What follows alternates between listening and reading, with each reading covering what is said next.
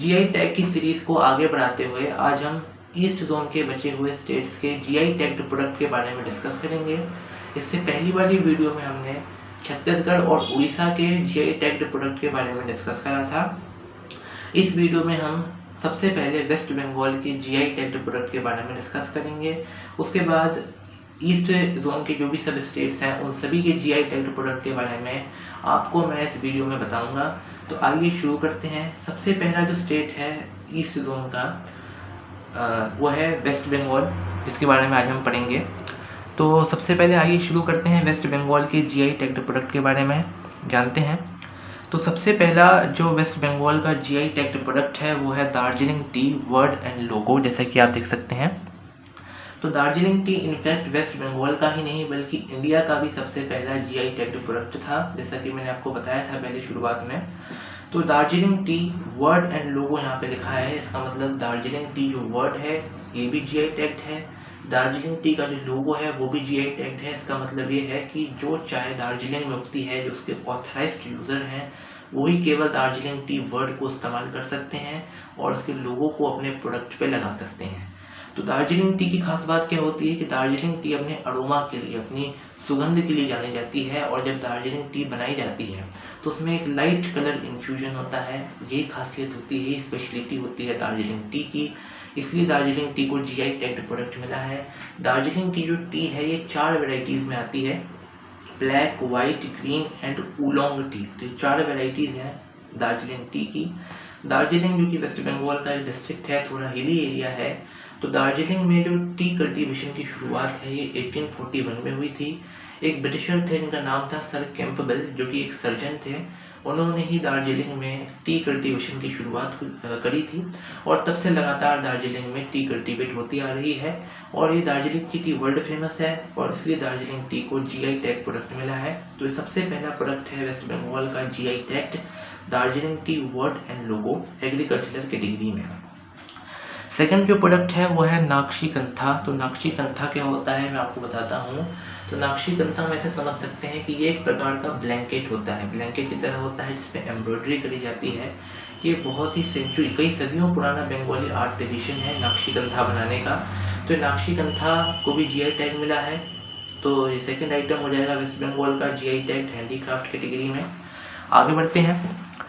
तो तीसरा जो प्रोडक्ट है वो है शांति निकेतन लेदर गुड्स। तो शांति निकेतन वेस्ट बंगाल का एक छोटा टाउन है, ये वेस्ट बंगाल की बीरभूम डिस्ट्रिक्ट में आता है।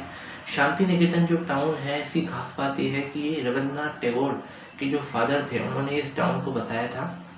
रविंद्रनाथ टैगोर ने यहाँ पे विश्व भारती यूनिवर्सिटी भी इस्टेब्लिश करी थी। तो शांति निकेतन टाउन अपनी विश्व भारती यूनिवर्सिटी के लिए तो फेमस है ही है, इसके अलावा यहाँ के लेदर गुड्स के लिए भी ये बहुत फेमस है। यहाँ पे वेजिटेबल टेंड लेदर से अलग अलग प्रोडक्ट्स बनाए जाते हैं, जैसे कि लेदर के बैग्स वगैरह या दूसरे चीज़ें। और यहाँ के जो लेदर गुड्स हैं वर्ल्ड वाइड फेमस हैं, यहाँ के लेदर गुड्स को एक्सपोर्ट भी करा जाता है इवन। तो यहाँ तो शांति निकेतन के लेदर गुड्स हो जाएंगे तीसरे वेस्ट बंगाल के जीआई टैग्ड प्रोडक्ट। आगे बढ़ते हैं। तो जैसे कि यहाँ पे देख सकते हैं 3 वैरायटी के मैंगो हैं और तीनों ही मालदा टाउन के हैं। तो वेस्ट बंगाल का एक डिस्ट्रिक्ट है, इसका नाम है मालदा, ये बांग्लादेश के बॉर्डर पे है। तो यहाँ पे 3 वैरायटी के मैंगो हैं जिनको जीआई टैग मिला है। एक है लक्ष्मण भोग मैंगो, दूसरा है खिरसापति या हिमसागर मैंगो और तीसरा है फजली मैंगो। ये जो फजली मैंगो है ये मालदा की स्पेशलिटी है और यहाँ का खुद का मालदा का मैंगो है। इसके अलावा जो दूसरे हैं दोनों लक्ष्मण भोग और हिमसागर मैंगो ये मालदा और उसके आसपास के एरिया में भी उगते हैं, लेकिन जो फजली मैंगो है ये मालदा की खुद की एक स्पेशलिटी है। तो ये 3 वैरायटी के मैंगो हैं जिनको जीआई टैग मिला है, लक्ष्मण भोग मैंगो, खिरसापति मैंगो और फजली मैंगो। ये तीनों ही मालदा के हैं जो कि वेस्ट बंगाल का एक डिस्ट्रिक्ट है। ये अपने अरोमा के लिए, अपने टेस्ट के लिए ये मैंगो जाने जाते हैं, इसलिए इनको जीआई टैग मिला है। आगे बढ़ते हैं। अगला जैसा कि आप देख सकते हैं 3 तरह की साड़ी यहाँ पे दी गई है। एक है शांतिपुर साड़ी, बालूचारी साड़ी और धनिया खली साड़ी। ये तीनों ही बंगाल की ट्रेडिशनल साड़ीज़ हैं। तो सबसे पहले है शांतिपुर साड़ी। तो शांतिपुर भी एक वेस्ट बंगाल का टाउन है। ये तीनों ही साड़ीज़ ट्रेडिशनली हैंडलूम टेक्निक से बनाई जाती हैं आज भी। तो शांतिपुर साड़ी जो है ये अपनी लाइट वेट के लिए जानी जाती है, बहुत ही लाइट कॉटन साड़ी होती है ये शांतिपुर साड़ी। सेकंड है बालूचारी साड़ी। तो जो बालूचारी साड़ी है, इसका नाम बालूचारी इसलिए पड़ा क्योंकि मुर्शिदाबाद जो डिस्ट्रिक्ट है वेस्ट बंगाल की, तो वहाँ का एक छोटा विलेज है बालूचार, जहाँ से इन साड़ी के बनने की शुरुआत हुई थी, इसलिए इस साड़ी का नाम बालूचारी साड़ी पड़ गया। ये जो साड़ी है, इसके बॉर्डर पे मैथोलॉजिकल सीन्स बनाए जाते हैं। सिल्क कॉटन दोनों की वैरायटी में साड़ी अवेलेबल है। तो बालूचारी साड़ी है ये। तीसरी है धनियाखली साड़ी। जो धनियाखली साड़ी है, ये वेस्ट बंगाल के हुगली डिस्ट्रिक्ट के छोटे टाउन धनियाखली में बनाई जाती है, इसलिए इसका नाम धनियाखली साड़ी पड़ा है। तो ये 3 वैरायटी की बंगाली ट्रेडिशनल साड़ी हैं जिनको जीआई टैग मिला है। तो आगे बढ़ते हैं। तो अगर आगे जो आप जैसे देख सकते हैं, यहाँ पे 3 फूड स्टफ की कैटेगरी में जीआई टैग्ड प्रोडक्ट हैं। तो इन तीनों के बारे में मैं आपको बताता हूँ। सबसे पहले यहाँ पे लिखा है जयनगर मुआ। तो जयनगर मुआ क्या होता है? तो ये एक विंटर की एक स्पेशल स्वीट डिश है जो कि बंगाल में बनाई जाती है। ये 2 आइटम से बनती है, एक है डेट पाम जेगरी और एक है कनकचूर खोई। तो डेट पाम खजूर को जिसको हम हिंदी में खजूर बोलते हैं। तो डेट पाम का जो गुड़ होता है, जो जेगरी होती है, उस गुड़ से, इसके अलावा बंगाल की जो एक लोकल वैरायटी है राइस की, हाँ, तो उस पफ्ड राइस से ये जयनगर मुआ बनाया जाता है। विंटर की स्पेशल आइटम है क्योंकि दोनों ही चीज़ें विंटर के दौरान अवेलेबल होती हैं। जयनगर जो टाउन है वेस्ट बंगाल का, वहाँ पे ये फेमस है, इसलिए इसका नाम जयनगर मुआ रखा गया है। और ये जीआई टैग प्रोडक्ट हो जाएगा फूड स्टफ कैटेगरी में वेस्ट बंगाल का। आगे बढ़ते हैं।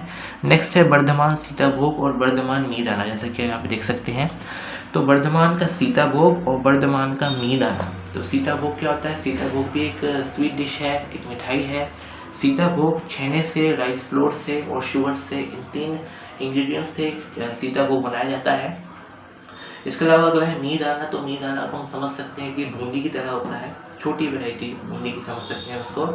जो मीदाना और सीताभोग ये दोनों ही बर्धमान की एक स्पेशलिटी है। अगला जीआई टैग्ड प्रोडक्ट जो है वेस्ट बंगाल का, वो है, जैसे कि आप देख सकते हैं यहाँ पे, गोविंदो भोग राइस और तुला पांजी राइस।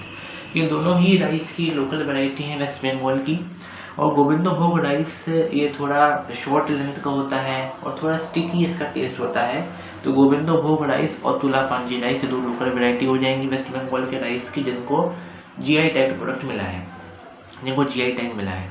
तो आगे बढ़ते हैं। नेक्स्ट है आपका बंगला रसगुल्ला। तो इससे पहली वाली वीडियो में जब मैं उड़ीसा के जीआई टैग प्रोडक्ट के बारे में डिस्कस कर रहा था, तो वहाँ पे मैंने आपको रसगुल्ले की पूरी कहानी समझाई थी। बंगाल का क्लेम ये था कि ये रसगुल्ला बंगाल से ओरिजिनेट हुआ है। उड़ीसा ये क्लेम कर रहा था कि जो रसगुल्ला है, ये जगन्नाथपुरी टेम्पल में 12th सेंचुरी से ही एज अ प्रसाद के रूप में, एज अ भोग के रूप में चलता आ रहा है। तो सबसे पहले वेस्ट बंगाल ने अप्लाई करा अपने रसगुल्ले के लिए, जिसको बाद में एक्सेप्ट कर लिया गया। तो बंगला रसगुल्ले के नाम से बंगाल के रसगुल्ले को जीआई टैग मिला है।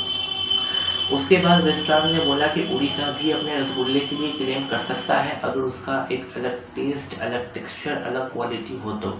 उसके बाद उड़ीसा ने भी अपने रसगुल्ले के लिए अप्लाई करा, जिसको बाद में एक्सेप्ट कर लिया गया। तो बंगाल के रसगुल्ले के लिए अलग जीआई टैग मिला है और उड़ीसा के रसगुल्ले के लिए अलग जीआई टैग मिला है।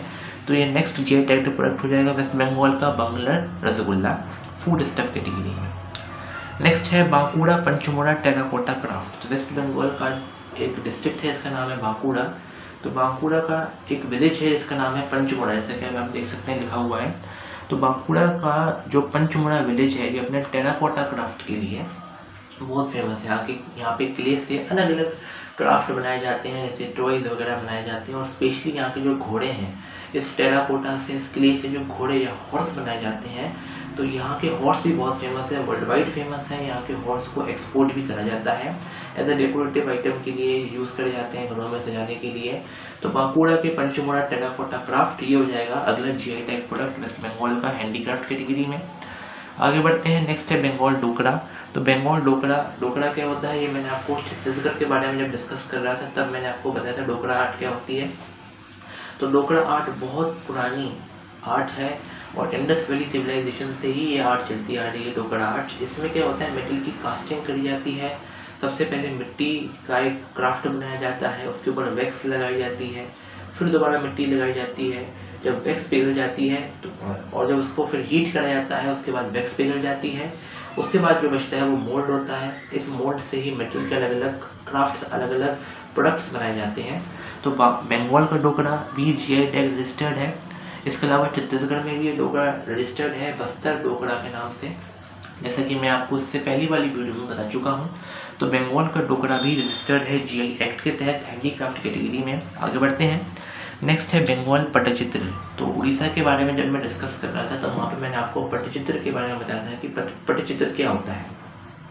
तो पट्टचित्र एक ट्रेडिशनल क्लोथ पेंटिंग है बंगाल की, उड़ीसा की एक क्लोथ पे या फैब्रिक पे बनाई जाती है। इसमें नेचुरल कलर्स का, नेचुरल डाई का इस्तेमाल होता है और ये बंगाल पट्टचित्र की स्पेशलिटी है कि इसमें केवल नेचुरल डाइस का, नेचुरल कलर्स का इस्तेमाल होता है।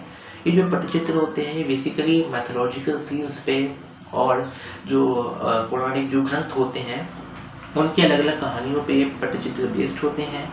ये पट्टचित्र को जो बनाने वाले आर्टिस्ट होते हैं उनको पटुआ कहा जाता है, और जो पटुआ होते हैं ये किसी भी सेरेमनी के दौरान या फेयर के दौरान ये आते हैं अपने पट्टचित्र लेके और एक सॉन्ग के सहारे उस पट्टचित्र की पूरी कहानी को समझाने का प्रयास करते हैं। तो पट्टचित्र विजुअल के रूप में भी एक्ट करती है। इसके अलावा जो पट्टचित्र है बहुत ही फेमस पेंटिंग है, ट्रेडिशनल पेंटिंग है, क्लोथ बेस्ड पेंटिंग है, नेचुरल कलर का इसमें इस्तेमाल करा जाता है, माइथोलॉजिकल सीन पे बेस्ड होती है। बंगाल और उड़ीसा के लिए अलग अलग रजिस्टर्ड है पट्टचित्र। उड़ीसा का पट्टचित्र अलग से रजिस्टर्ड है जिसके बारे में आपको बता चुका हूँ मैं पहले, और ये है बंगाल का पट्टचित्र। तो बंगाल के पट्टचित्र का जो सबसे लेटेस्ट जो ट्रेडिशन है वो है कालीघाट पट्टचित्र। तो कालीघाट पट्टचित्र को बनाने की शुरुआत करी थी जामिनी रॉय ने, जो कि बंगाल के बहुत फेमस पेंटर थे। तो बंगाल का पट्टचित्र भी रजिस्टर्ड है GI एक्ट के तहत हैंडीक्राफ्ट कैटेगरी में। आगे बढ़ते हैं। तो अगला जो आपका GI टैग प्रोडक्ट है जैसे कि हम यहाँ पे देख सकते हैं वो है पुरुलिया छऊ मास्क। तो पुरुलिया छऊ मास्क क्या है? तो वेस्ट बंगाल में डिस्ट्रिक्ट है, इसका नाम पुरुलिया है। तो पुरुलिया का छऊ मास्क बहुत फेमस है। जो छऊ है वो एक प्रकार का डांस है। तो यहाँ की जो लोकल कम्युनिटी है, सूत्रधार कम्युनिटी इसको बोला जाता है। तो जो आपकी लोकल कम्युनिटी है ये छऊ डांस जब करती है, इनका लोकल डांस है, तो उस छऊ डांस के दौरान इन मास्क का इस्तेमाल करा जाता है, इन मुखौटों का इस्तेमाल करा जाता है। ये मास्क भी बेसिकली मैथोलॉजिकल सीन पे, एपिक के अलग अलग कैरेक्टर पे जैसे कि राम, रावण और भगवान विष्णु, तो इन पे बेस्ड होते हैं। ये मास्क क्ले से बनाए जाते हैं और दूसरे मटीरियल से इसी प्रकार के बनाए जाते हैं मास्क। तो ये पुरुलिया के छऊ मास्क हैं, इसको भी रजिस्टर करा गया है GI एक्ट के तहत। आगे बढ़ते हैं। नेक्स्ट जैसा कि आप देख सकते हैं वो लिखा है वुडन मास्क ऑफ कुशमंदी हैंडीक्राफ्ट में। तो कुशमंदी भी एक टाउन का नाम है, वेस्ट बंगाल के दक्षिण दिनाजपुर डिस्ट्रिक्ट में आता है। तो कुशमंदी के जो मास्क हैं इनकी स्पेशलिटी ये है कि ये वुडन से बनाए जाते हैं, लकड़ी के मास्क होते हैं, ये वुड से बनाए जाते हैं। पुरुलिया के मास्क बनाए जाते हैं क्ले और इस प्रकार के मटीरियल से, जबकि जो कुशमंदी के मास्क हैं वुडन से बनाए जाते हैं, लकड़ी से बनाए जाते हैं। ये मास्क भी अलग अलग मैथोलॉजिकल कैरेक्टर पे, अलग अलग मैथोलॉजिकल थीम पे बेस्ड होते हैं। तो इनको भी रजिस्टर करा गया है GI एक्ट के तहत। और जो सबसे लास्ट GI टैग प्रोडक्ट है वेस्ट बंगाल का वो है मधुर कट्टी। जैसे कि आप यहाँ पे देख सकते हैं मधुर कट्टी लिखा है। तो ये मधुर कट्टी क्या होता है? तो मधुर कट्टी ये एक प्रकार का मैट है, एक तरह का मैट है, एक तरह की चटाई जैसा हम समझ सकते हैं। तो मधुर कट्टी क्या होता है? ये एक रीड से बनता है। रीड मतलब क्या होता है कि जब नदी किनारे या डेल्टा जो होते हैं उसके किनारे जो लंबे लंबे पेड़ होते हैं जिनकी स्टेम अंदर से खोखली होती है, हॉलो होती है, तो उन प्लांट को रीड कहा जाता है। इन रीड से ही ये मैट्स बनाए जाते हैं और यहाँ पे एक स्पेशल रीड उगती है जिसको मधुर कोटीर कहा जाता है। इन्हीं रीड के नाम से इनका नाम मधुर कट्टी पड़ा। और ये मधुर कट्टी के जो मैट्स हैं ये भी रजिस्टर करे गए हैं GI एक्ट के तहत। तो टोटल 21 जैसे कि आप देख सकते हैं प्रोडक्ट्स हैं वेस्ट बंगाल के जिनको GI एक्ट के तहत रजिस्टर किया गया है। दार्जिलिंग टी से लेके नाक्षिकंथा, शांति निकेतन के लेदर कोट्स, बर्धमान का सीता भोग, 3 ट्रेडिशनल साड़ीज़ भी हैं, 2 लोकल राइस के वैरायटीज़ भी हैं, बंगाल का डोकरा, पट्टचित्र है, पुरुलिया कुशमंदी के मास्क हैं, मधुर कट्टी है। तो ये टोटल प्रोडक्ट्स हो जाएंगे वेस्ट बंगाल के जिनको GI एक्ट के तहत रजिस्टर किया गया है। आगे बढ़ते हैं। तो अगले स्टेट पे आते हैं हम ईस्ट जोन के। अगला स्टेट है बिहार। तो बिहार के हम डिस्कस करते हैं कौन कौन से GI टैग्ड प्रोडक्ट्स हैं। तो आइए शुरू करते हैं। सबसे पहले जो सबसे फेमस जो बिहार का जो प्रोडक्ट है वो है मधुबनी पेंटिंग्स। तो मधुबनी पेंटिंग को सबसे पहले बिहार स्टेट के लिए GI टैग मिला था। तो मधुबनी पेंटिंग्स भी पट्टचित्री की तरह ही ट्रेडिशनली बनने वाली पेंटिंग्स हैं और ये ट्रेडिशनली घरों की दीवारों पे, वॉल्स पे या फ्लोर पे बनाई जाती थी और जो बेसिकली वुमन होती थी वो इन पेंटिंग्स को बनाती थी और धीरे धीरे फेमस होती चली गई और मधुबनी की पेंटिंग्स का पूरे वर्ल्ड में प्रसिद्ध है। ये मधुबनी की पेंटिंग्स जानी जाती है अपने ज्योमेट्रिक पैटर्न्स के लिए। तो इसमें बहुत ही अलग तरह की ज्योमेट्रिक पैटर्न्स बनाए जाते हैं। तो यही फेमस कैरेक्टरिस्टिक है मधुबनी पेंटिंग्स की। मधुबनी और उसके आसपास के डिस्ट्रिक्ट में पेंटिंग बनाई जाती है। तो ट्रेडिशनली ये वॉल पे बनती थी, लेकिन अब ये पेंटिंग्स क्लोथ पे, कैनवस पे भी बनती है। इनको वॉल आर्ट के लिए भी इस्तेमाल करा जाता है। तो मधुबनी की पेंटिंग्स हो जाएंगी। सबसे पहला GI टैग्ड प्रोडक्ट बिहार का। आगे बढ़ते हैं। नेक्स्ट है एप्लीक्यू या खतवा वर्क ऑफ बिहार। तो एप्लीक्यू के बारे में आपको पहले बता चुका हूँ क्या होता है ये। एप्लीक्यू में क्या होता है कि एक दो से ज़्यादा फैब्रिक को आपस में सिला जाता है और आपस में सिल के एक नया डिज़ाइन, एक नई एम्ब्रॉयडरी बना दी जाती है। तो इसी वर्क को एप्लीक्यू वर्क कहा जाता है।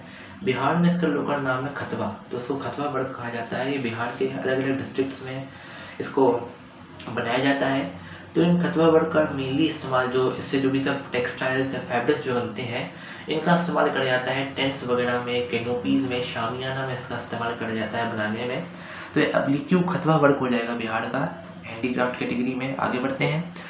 नेक्स्ट है सुजीनी एम्ब्रॉयडरी वर्क ऑफ बिहार। तो बिहार का ये सुजीनी एम्ब्रॉयडरी वर्क है। इसमें सिंपल स्टिचेस से अलग अलग एम्ब्रॉयडरी बनाई जाती हैं और ये मेनली बिहार के मुजफ्फरपुर डिस्ट्रिक्ट का एक स्पेशलिटी है। तो Sujini embroidery work of Bihar handicraft category में बिहार का GI टैग्ड प्रोडक्ट हो जाएगा। आगे बढ़ते हैं। नेक्स्ट है सिक्की ग्रास प्रोडक्ट ऑफ बिहार। तो सिक्की ग्रास जो है वो एक लोकली ग्रोन ग्रास है जो कि बिहार, उत्तर प्रदेश में मेनली उगती है। तो इस सिक्की ग्रास के अलग अलग प्रोडक्ट जैसे कि टॉयज, डॉल्स, बास्केट्स, तो ये सभी बनाए जाते हैं। तो सिक्की ग्रास प्रोडक्ट हो जाएगा बिहार का GI, जिसको टैग मिला है हैंडीक्राफ्ट कैटेगरी में। ये भी मुजफ्फरपुर डिस्ट्रिक्ट की स्पेशलिटी है बिहार के। आगे बढ़ते हैं। नेक्स्ट है भागलपुर सिल्क। तो भागलपुर है, तो भागलपुर की सिल्क बहुत फेमस है। भागलपुर को इवन सिल्क सिटी भी कहा जाता है। तो भागलपुर की जो सिल्क है, इसके भी अलग अलग टेक्सटाइल्स बनाए जाते हैं, अलग अलग फैब्रिक्स, अलग अलग आइटम्स बनाए जाते हैं। तो भागलपुर की सिल्क को भी रजिस्टर करा गया है GI एक्ट के तहत। तो ये 3 तरीके देख सकते हैं आप। आगे लिखा है लोगो। तो एप्लीक्यू जो खतवा वर्क है बिहार का, उसको लोगो को भी रजिस्टर किया गया है। सिक्की ग्रास प्रोडक्ट ऑफ बिहार के लोगो को भी रजिस्टर किया गया है। इसी प्रकार से सुजीनी एम्ब्रॉयडरी वर्क ऑफ बिहार के लोगों को भी रजिस्टर किया जा चुका है। नेक्स्ट है आपका भागलपुरी जरदालू। तो भागलपुरी जरदालू क्या होता है? जरदालू एक किस्म की आम की एक किस्म है, मैंगो की एक वैरायटी है और भागलपुर में ये मैंगो स्पेशली होता है। तो जरदालू आम अपने कलर के लिए हल्का लाइट येलो कलर का होता है, अपने अरोमा के लिए, अपने सुगंध के लिए जाना जाता है जरदालू आम। तो जरदालू आम बहुत ही फेमस है, दूसरे स्टेट में बाहर भी एक्सपोर्ट होता है। तो जरदालू का आम है ये, जरदालू आम है भागलपुर का, तो उसको भी रजिस्टर किया गया भागलपुरी जरदालू के नाम से GI एक्ट के तहत। आगे बढ़ते हैं। नेक्स्ट है कतरनी राइस। तो ये कतरनी राइस भी बिहार की एक लोकल वैरायटी की राइस है, ये भी शॉर्ट लेंथ की होती है राइस। तो कतरनी राइस को रजिस्टर किया गया है। नेक्स्ट है मगही पान। तो बिहार का जो मगध एरिया है, जो मगध क्षेत्र है, तो यहाँ पे पान भी बहुत भारी संख्या में उगता है, बहुत बड़े पैमाने पे उगता है। तो मगही पान को भी रजिस्टर किया गया। ये पान भी अपनी अलग क्वालिटी के लिए, अपने टेस्ट के लिए, अपना अरोमा के लिए जाना जाता है। तो मगही पान को भी रजिस्टर किया गया GI एक्ट के तहत एग्रीकल्चरल कैटेगरी में बिहार के लिए। आगे बढ़ते हैं। नेक्स्ट है शाही लीची और बिहार। तो बिहार की जो मुजफ्फरपुर डिस्ट्रिक्ट है, यही लीची का मेन सेंटर है प्रोडक्शन का। तो बिहार का जो मुजफ्फरपुर डिस्ट्रिक्ट है, यहाँ की लीची अपने अलग अरोमा के लिए, अपने टेस्ट के लिए जानी जाती है। इस लीची का जो पल्प है ज़्यादा होता है, इसकी गुठली थोड़ी छोटी होती है। तो ये शाही लीची ऑफ बिहार है, इसको रजिस्टर किया गया है, मुजफ्फरपुर की फेमस स्पेशलिटी है और वही इसका मेन सेंटर लीची प्रोडक्शन का बिहार में। तो शाही लीची ऑफ बिहार, इसको भी रजिस्टर किया गया है। लास्ट जो आपका जो प्रोडक्ट है बिहार का, जिसको GI एक्ट के तहत रजिस्टर किया गया है वो है सिलाव खाजा।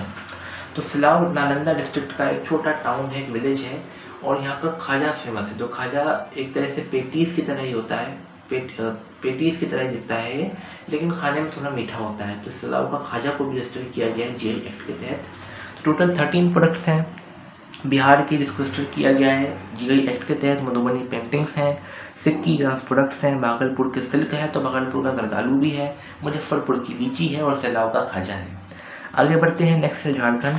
तो झारखंड का केवल एक ही प्रोडक्ट है जिसको GI एक्ट के तहत रजिस्टर किया गया, जैसे कि आप देख सकते हैं यहाँ पे लिखा है सबसे पहला।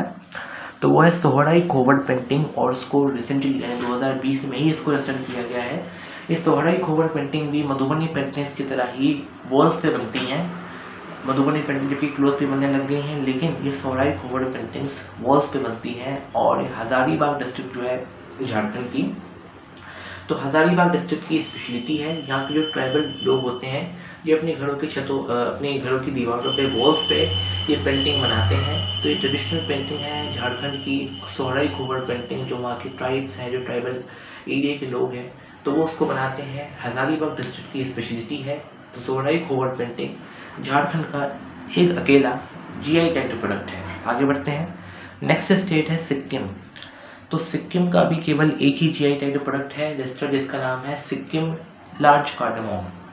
तो लार्ज कार्डेमोम या बड़ी इलायची सिक्किम में बहुत आयात में उगती है, और ये अपने अरोमा के लिए जानी जाती है, अपने अलग टेस्ट के लिए जानी जाती है। तो इसलिए सिक्किम की लार्ज कार्डेमोम को रजिस्टर किया गया है GI एक्ट के तहत एग्रीकल्चरल कैटेगरी में। आगे बढ़ते हैं। नेक्स्ट स्टेट है असम।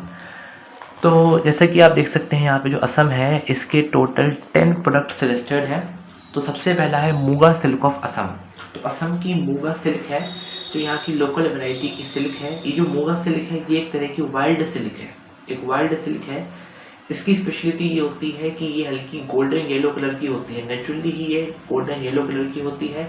इससे भी अलग अलग टेक्सटाइल्स, फैब्रिक्स बनाए जाते हैं। असम के अलग अलग डिस्ट्रिक्ट में इसका प्रोडक्शन होता है।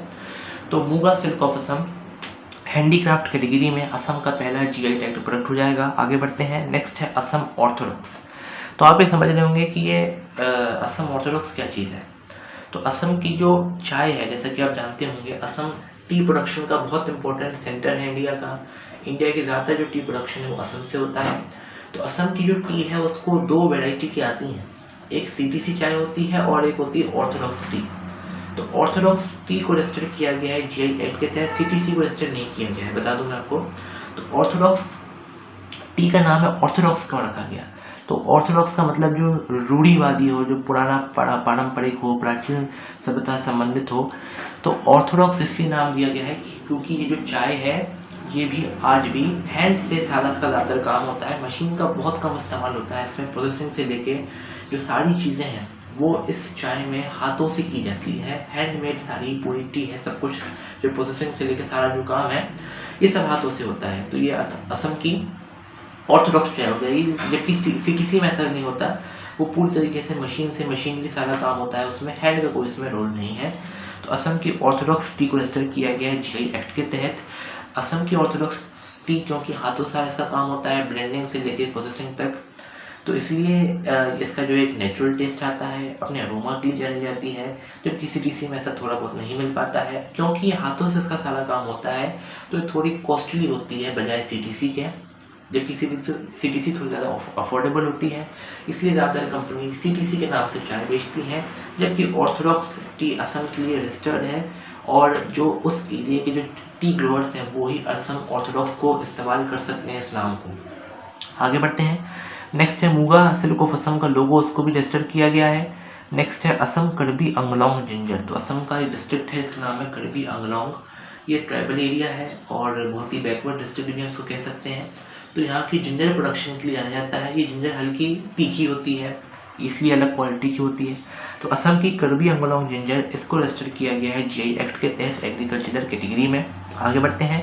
नेक्स्ट है तेजपुर लीची। तो असम का तेजपुर भी एक डिस्ट्रिक्ट है, यहाँ की लीची बहुत फेमस है।